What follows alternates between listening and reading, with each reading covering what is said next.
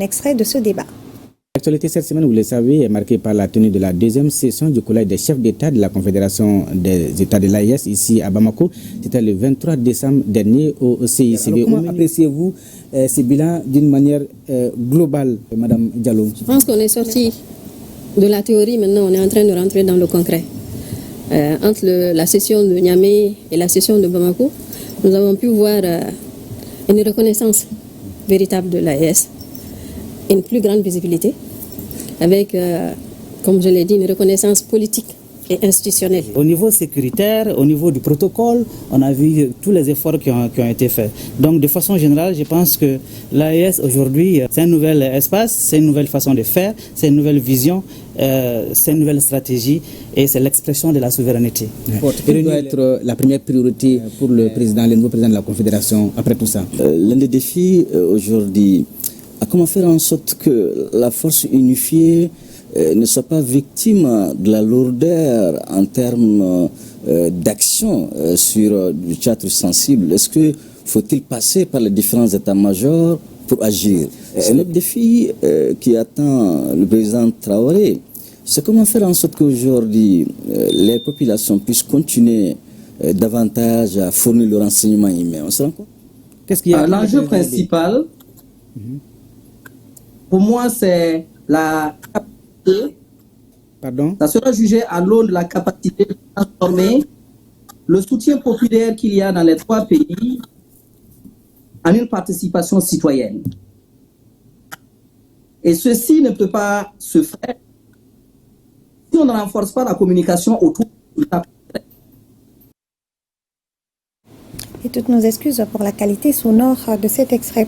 Débat à suivre ce soir après défense citoyenne. Au Burkina Faso, dans la région de Yadga, 2 membres du gouvernement étaient au chevet des blessés de guerre du camp de Zondoma.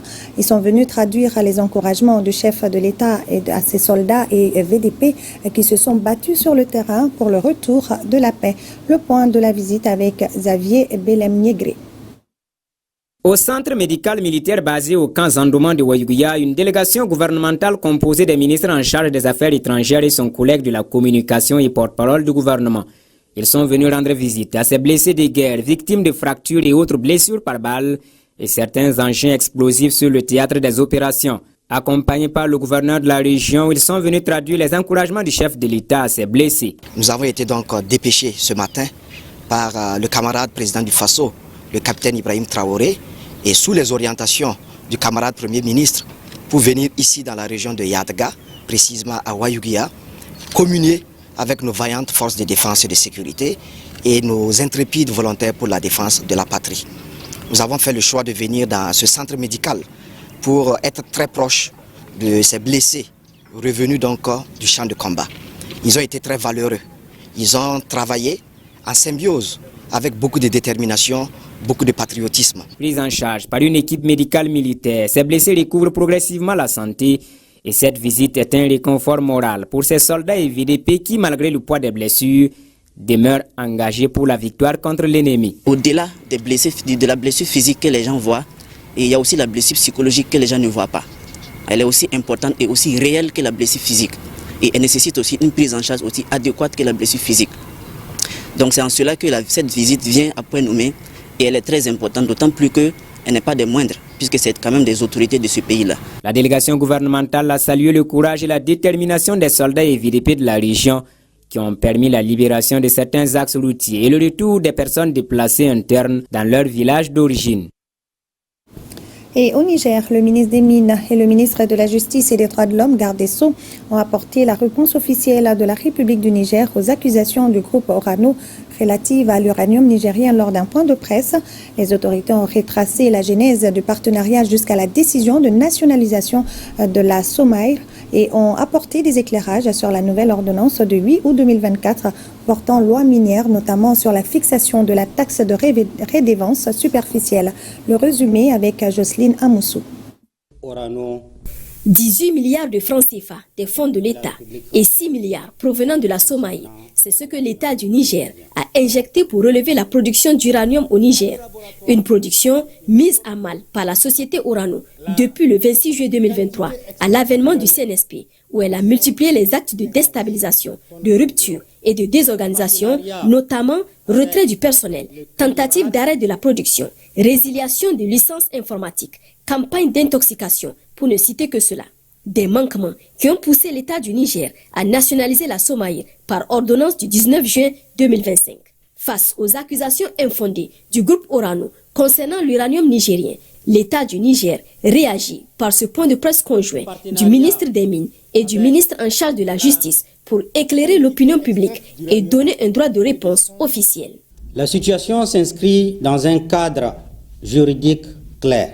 Il s'agit de la concession d'Arlit, octroyée en 1968 sur 360 km² pour 75 ans, qui a été transférée successivement au CEA, à la Cogema, puis à Orano Mining en 2021.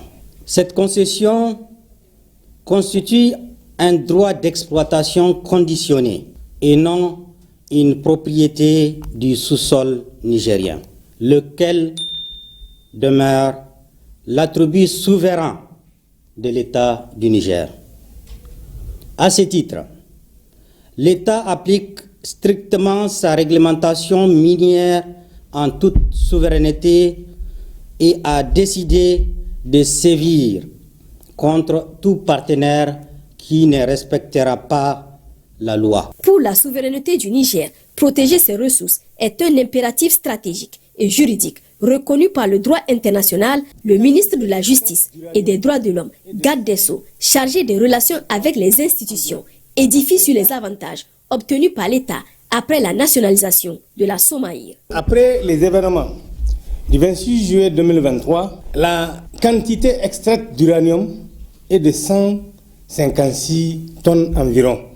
Si on applique ce pourcentage, 63,4% et 36,6%, vous allez voir la part de l'uranium qui revient à Orano dans le cadre de prise de participation des sociétés. Aujourd'hui, ce n'est pas 1000 tonnes, c'est environ 2000 tonnes extraites du sous-sol par la sueur, le labeur des ouvriers de la Somaïr, et cela a été rendu possible grâce aux gros investissements faits par l'État du Niger. En outre, des sociétés d'État comme l'OPOVN et les services de l'État, les services fiscaux et les services douaniers ont accordé beaucoup de facilités à la société Somaïr que Orano a voulu fermer. Donc, cet uranium-là, il a été extrait par le génie créateur des Nigériens. Ce sont eux qui ont assumé son exploitation et c'est l'État du Niger qui a financé son exploitation. L'État du Niger restera donc inflexible dans la protection de ses droits, de ses ressources. Un impératif qui revient à garantir la continuité d'exploitation, la préservation de l'emploi. Toutefois, l'État du Niger reste ouvert à un partenariat respectueux, crédible, dans l'intérêt supérieur des populations.